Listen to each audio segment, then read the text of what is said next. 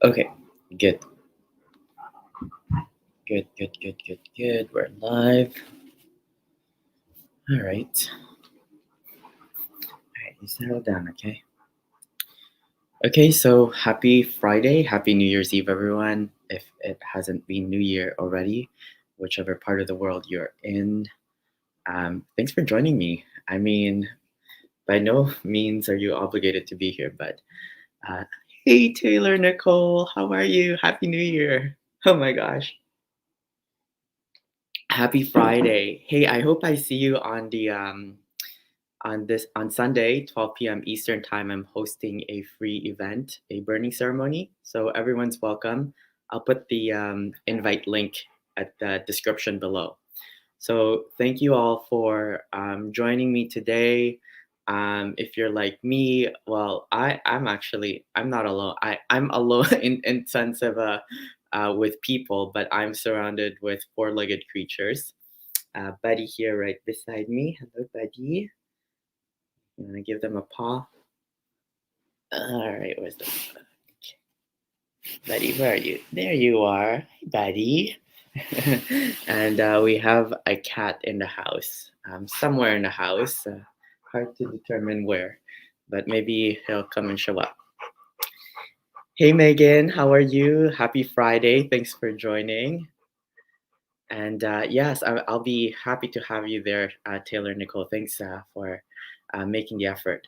So this Friday, hey Janessa from the US, United States. so so yeah, Buddy is right here. He's not visible because he's laying down. He's okay, fine. Let's make him. Buddy. Hi everyone. Hello. Happy New Year. He just wants to go for a walk. and yeah, as I said, we have a cat in the house. Hopefully he'll make an appearance. We'll see.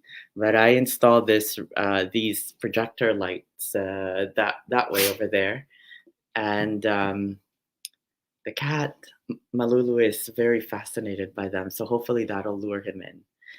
Buddy and the cat are starting to get along. Buddy doesn't care so much for small creatures, so he's okay with the cat. But Malulu the cat is still warming up to Buddy. So it takes time, but they've gotten very close to each other. No hissing, no anything. Buddy doesn't bark, so he's a very friendly dog. But Malulu is still getting used to Buddy. So yeah, welcome everyone. So today we're talking about empathy, and um, for a lot of people who are listening to me, a lot of you are probably what is called an empath. And if you don't know what that is, um, maybe someone on the audience can tell us, first of all, what empathy is versus, for example, sympathy.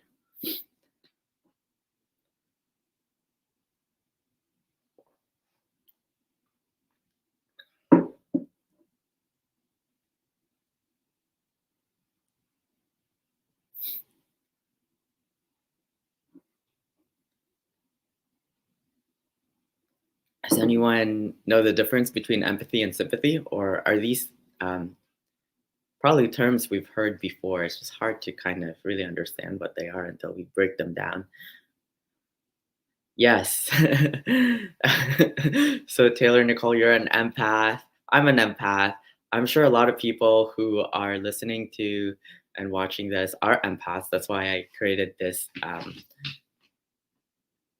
Exactly, you're aware of other people's vibes, not even just people, even animals. Um, yeah, so empathy and sympathy. So, yeah, like what does it mean to be an empath? Yeah, you can feel, yes, exactly. You can feel negative and positive vibes in empathy. Empathy is the ability to emotionally identify with someone else. Absolutely. Absolutely. And sympathy, on the other hand, is, um, you can feel bad for someone, but the difference between empathy and sympathy is that empathy, as you all said, you try to put yourself in that individual's experience, to try to experience what they may have experienced, to try to imagine what it would be like in their shoes. And it's a really, really useful and a really, really powerful skill to have. And I say a skill because a skill is something that can be learned. Of course, for some of us, we may have been born with this innate capability more so than others. Hence, why we are considered empaths. And for some empaths, uh, they became empaths by virtue of their circumstance in their childhood. So let me give you an example. If a child, for example, um, was abandoned or neglected in some form of capacity, or perhaps the parent of this child is very volatile, meaning that the child almost kind of have to grow up faster than the other children around them because they have to be sensitive. That sensitivity is one of the things that empaths have a lot of. They have to be sensitive to their surroundings, kind of like my cat over the cat over here, who is very sensitive to everything that Buddy motion that Buddy makes, and they're sensitive because either they don't want to cause a stir in the environment if the parents are very volatile, meaning they are emotionally unstable, or if the parents are distant physically or emotionally, the child would be able to sense that immediately and would try to um, do their very best find means of meeting their emotional and physical needs. So we can either become empaths by birth or through nurture. I think it's a little bit of both. Some babies are naturally sensitive, and just because a baby is sensitive doesn't mean they're going to become an empath. But growing up in a hostile or in a very volatile, unstable environment can create someone to become an empath. For me, certainly, I think it was a little bit of both, although I can't remember what I was like when I was just a newborn. But I was, the oldest of in the family. I have a brother and a sister, and my brother is 7 years younger than me, and my sister is 14 years younger than me. So I grew up raising them, especially when we moved to Canada when I was 11 years old. My parents had to start their entire life all over again, and I had to grow up really quickly and take responsibilities in the household. So that's how I became an empath. And for the longest time, believe it or not, I didn't know what an empath was. I've never heard of that word in my nursing career or in my naturopathic college. Like, this was something that I just came across in a rock store, actually. It was Reiki for empath, something like that. And then I was like, what is that word, empath? And then when I looked it up, and I was like, oh, yeah, this is like me. Somebody who is sensitive, somebody who has the ability to uh, share experience. Yeah, thank you so much for sharing that, Taylor Nicole. Yeah, that's those are ingredients for becoming an empath. And I want to make it really clear that being an empath is not a good thing or a bad thing. I'd like to think it's a good thing. If there's a lot more empaths in this world and less narcissism, and that would make a better world. Because what empathy does is that it gives us an entry into the window of the soul, of the other soul. Um, and empaths also tend to be very self reflective. Empaths tend to be introverted, even though they may appear extroverted because they're forced to adapt. That's another thing that empaths are really good at. They're good at adapting to situations based on the demands of others because they're always constantly trying to adjust to the environment to sometimes please the people around them because that's what they can feel how the other person is feeling easily. So they want to make sure that the other person is and the other people are comfortable. And sometimes that comes at a cost, right? For all of you empaths out there, you know what I'm talking about.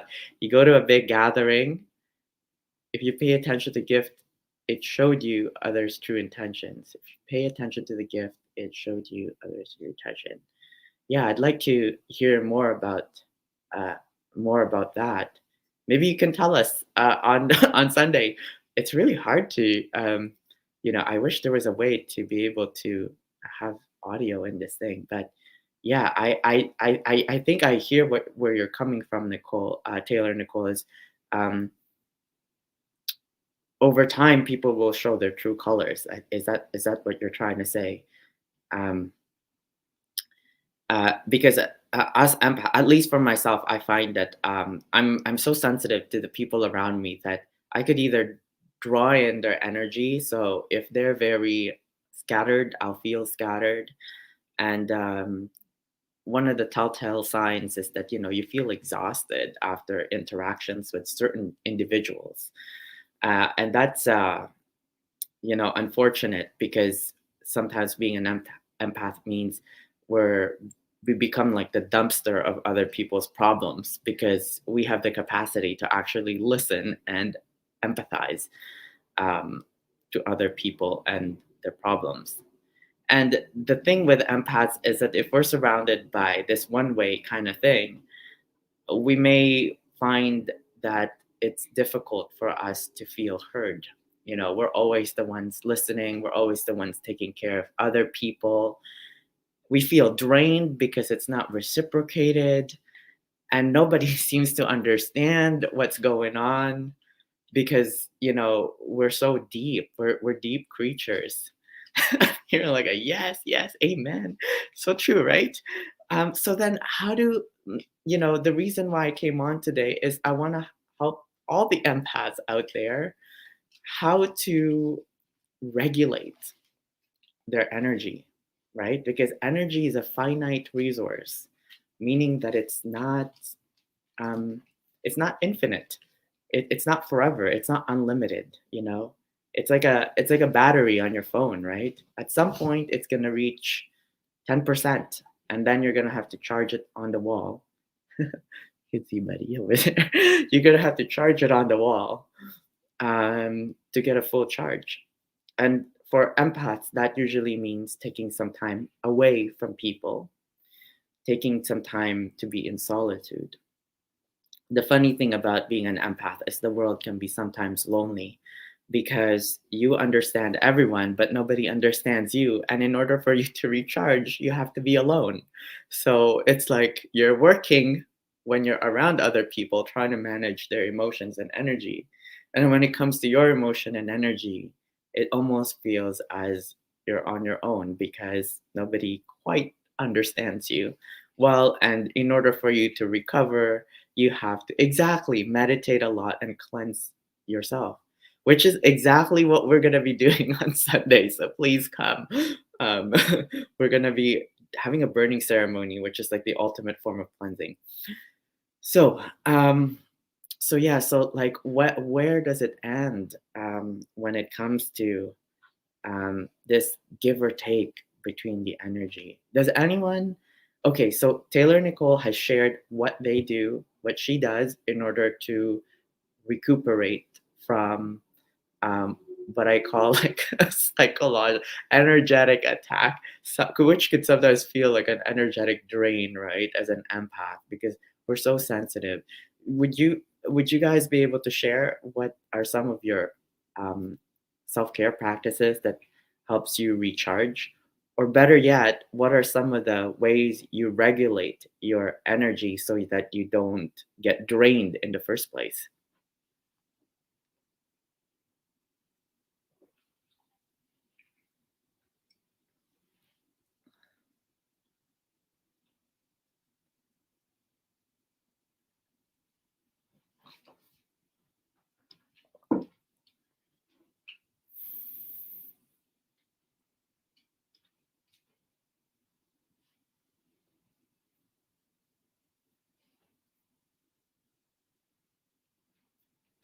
So, other than Taylor Nicole, is there anyone else out there who knows how to manage their energy when it comes to being an empath? Don't keep it to yourself. Because I know we all do. We all do, actually. We all do. Some of the coping strategies are are useful in their various lengths. Some coping strategies tend to have short-term benefits and long-term consequences, and some are um, may not relieve the current what do you call it, the current suffering, let's just call it that. And then um, those things, the little simple things tend to be the ones that are more long lasting, especially if they're done consistently. So Megan says I have to put up protection around my aura to keep out negative energy. Yes, that's a really good strategy, Megan. That's if you're a Reiki practitioner, I'm not sure if you are. That is something that is taught in Reiki, is how to create an aura of protection. I have a different method, and everyone has their own methods. That's why I'd like to hear from everyone. Taking time to yourself, no matter how small, meditation and or prayer. Yeah. Yeah, no matter how small, like that is, for empaths, small things are big things, because like things hit us, like setting boundaries. Exactly. Setting boundaries. That's amazing. You know, and I want to talk to you guys. Thank you for bringing that up. I want to talk to you guys about boundaries. This is so beneficial.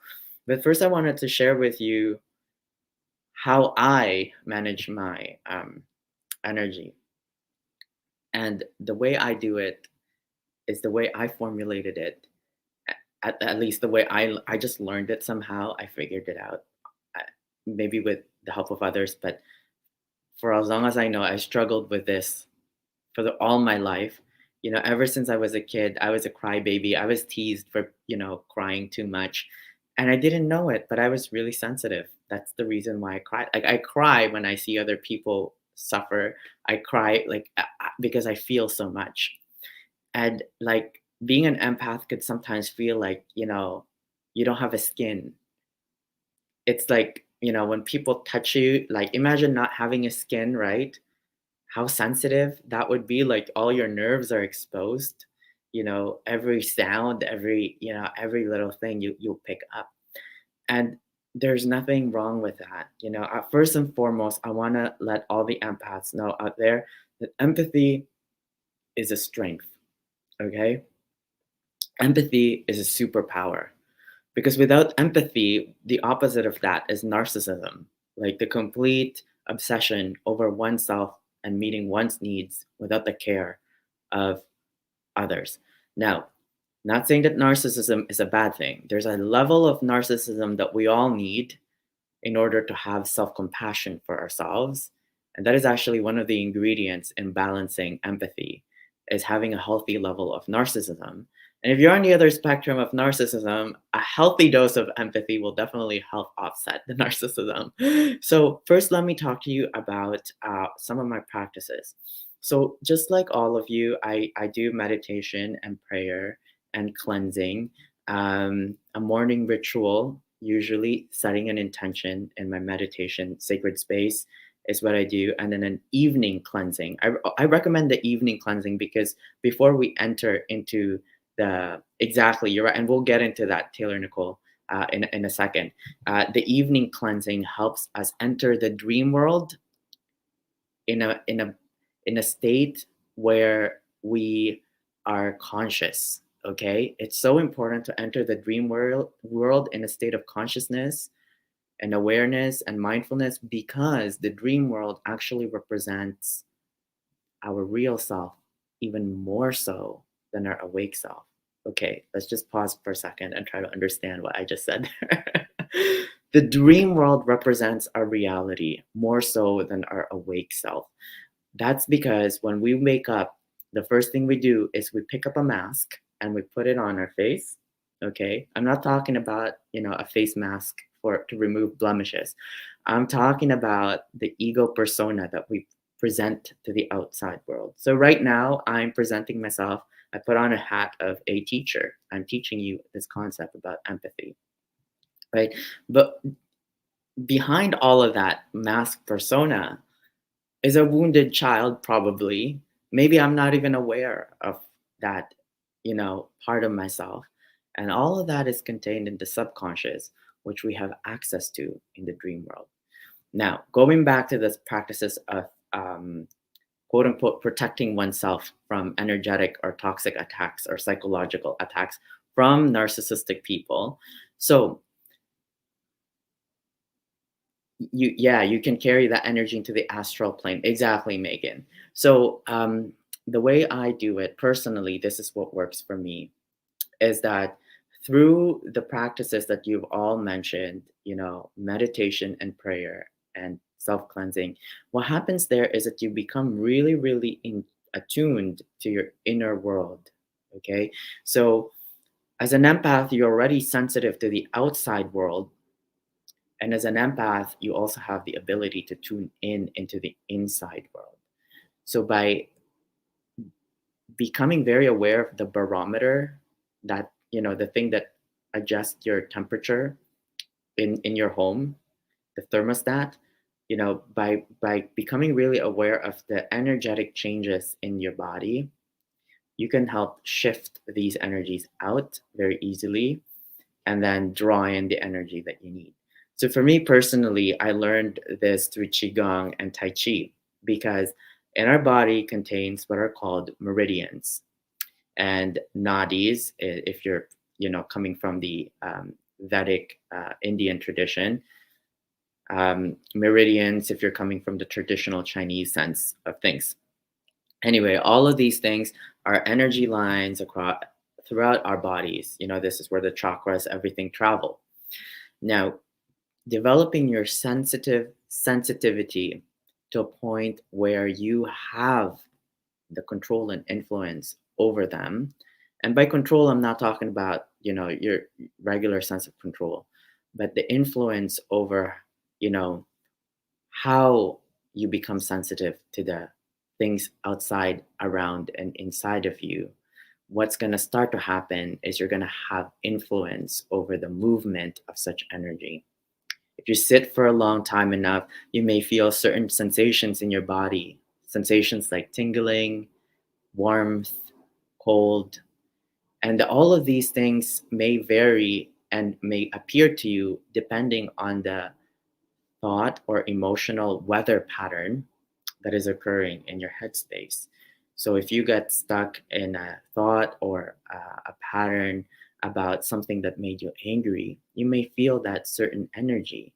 For a lot of people, they may feel anger in their hands and they want to clench their fist. So by paying attention to the signals of your body through all your five and six senses, you're seeing, hearing, smelling, tasting, touching, feeling in your body, you develop what is called the sixth sense, the intuition, which resides in the Ajna chakra. For those of you in my class, I just sent out the meditation for that. For those of you who are not on my class but are on Patreon, it's also posted over there. And by the way, if you didn't get a chance to join my course this year, I will be posting all of the course materials, the recorded videos in Patreon. So you can catch up on Patreon. So my Patreon, I'll also put it on the description below. Happy New Year, Helen from Canada. You guys are 6 hours ahead, I believe. So it's 6:30, 7, 8, 9, 10, 11. Yes, you have just turned 2022. Congratulations. That's so exciting. Thank you for tuning in here. I mean, you could be watching fireworks, but you're here listening to me talk. So, okay, so here's the technique. Okay, so the moment you feel the energy, which could be like, oftentimes it's a kind of heavy energy, a difficult energy to kind of wrestle with, we may feel on edge. As an empath, you will feel that immediately in your body. So if your shoulders just tightened, your neck start turning stiff, the first thing that I encourage you to do is to send your breath over there. So even now, like as I'm talking, I'm already getting affected by the excitement of New Year's in Scotland. So I'm like, yay! So the first thing, so I feel that in the back of my neck. So I'm just gonna send my breath in there. So taking a deep breath in, and you can do this with me, and then just moving. For me, it's my neck, so I'm gonna place my one of my hand there, and I could just kind of stroke it with my neck and any direction that feels natural without necessarily forcing it, and just breathing and out. And then you can even put your chin forward and back. There we go. Oh, I just heard a pop. There it goes. And then the other way around. Sideways and around. Okay. So what my body there just told me is that, there's this energy, excitement. And for some reason, that created some tension in my neck. So I was able to just release that really easily. The body will always tell you when there's kind of an energy stagnation that's happening. And for me, that makes sense because actually the throat chakra is one of my weakest or the chakra that needs most attention in my life. Okay. So the other thing that you can do is you can actually take, so in my class, we talked about creating this ball of chi, and you can all do it with me if you just start moving your hands kind of like this in a circular motion, one in front of the other. Okay, try it. I promise. It's not gonna hurt. You're not gonna go blind. So you just kind of like forward and backwards, okay, until you feel this kind of what appears to be like if you were able to put two sides of the same side of a magnet together, so both positive or both negative, and there's kind of a repulsion. That's kind of what the sensation feels like. Okay, so that is what you're feeling there is called chi, or basically energy. Like some reason hands don't want to come together. How do you explain that? There's nothing holding it between in there except the energy. And what you can do is you can actually either breathe this energy in and then send it to the places that has the tension, so my neck, and I can even take my hand and encourage some of the stagnation to leave. Okay, the best way is to um, throw it, not throw, but like offer the stagnated energy, some of the toxic energies into the earth. It's best to do this exercise outside because the trees absolutely love toxic energy, like toxic human energy, like our waste products, carbon dioxide, um, our feces, everything, like they just kind of consume and recompose. So the same thing with energies. So if you join me on Sunday, we're going to do a Tai Chi class. And this is exactly what we're going to be doing. We're actually going to take these energies within our body and start moving them in different parts away from us, offering it to the trees and to Mother Nature. And then in return, we could absorb and breathe in. Just imagine being in the forest. Imagine there's a big body of water there. Imagine what kind of smells you would be smelling with your eyes closed. What you would be feeling with your eyes closed. What you could taste around you. And what you could hear around you.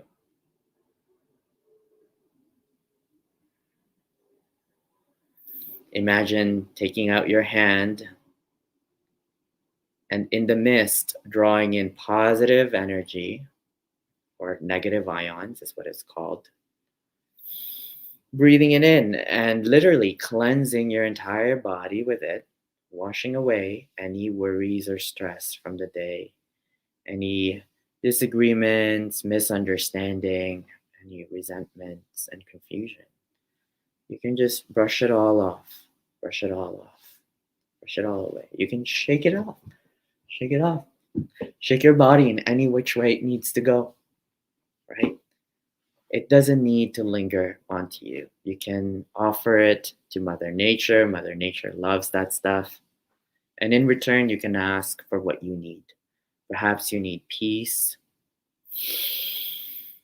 Breathe it in. Perhaps you need love. Breathe it in. Perhaps you need companionship. Breathe it in. Trust. Breathe it in. So, how does that feel, first of all?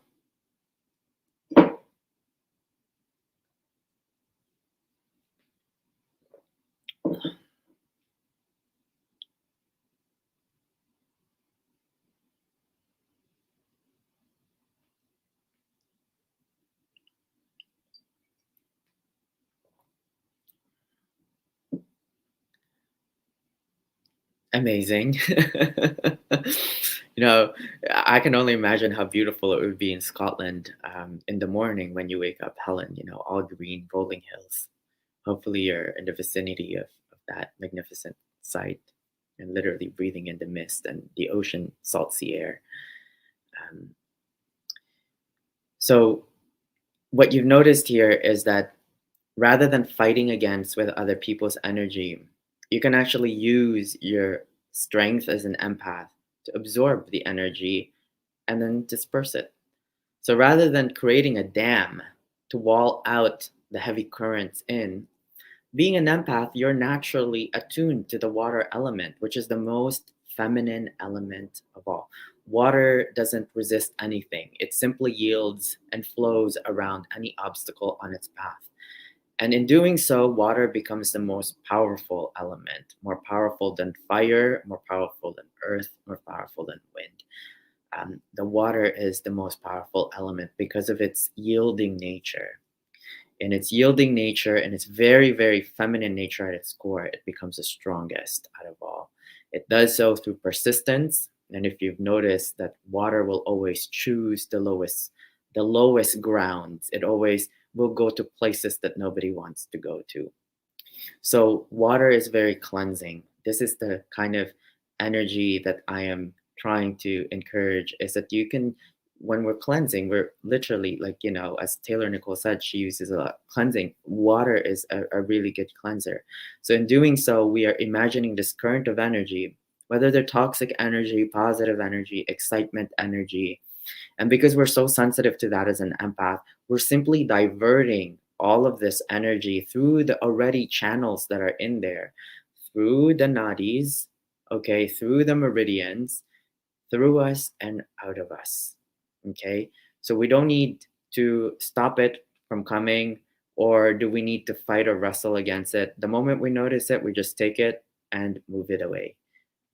And then we ask for what we need. Same thing, we bring it in and we consume it.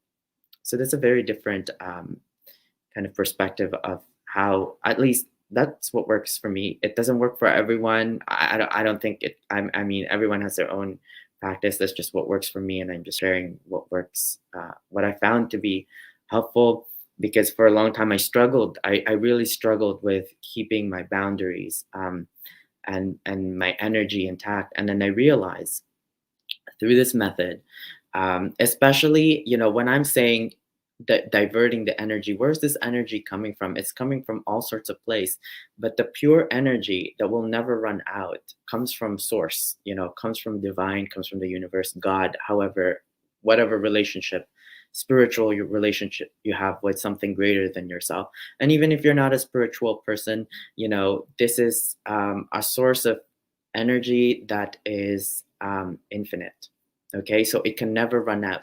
So if you're plugged in, if your phone is plugged in constantly and you never unplug, you'll never run out of battery, right? So it's a matter of becoming aware, attuned, and plugging yourself into the source.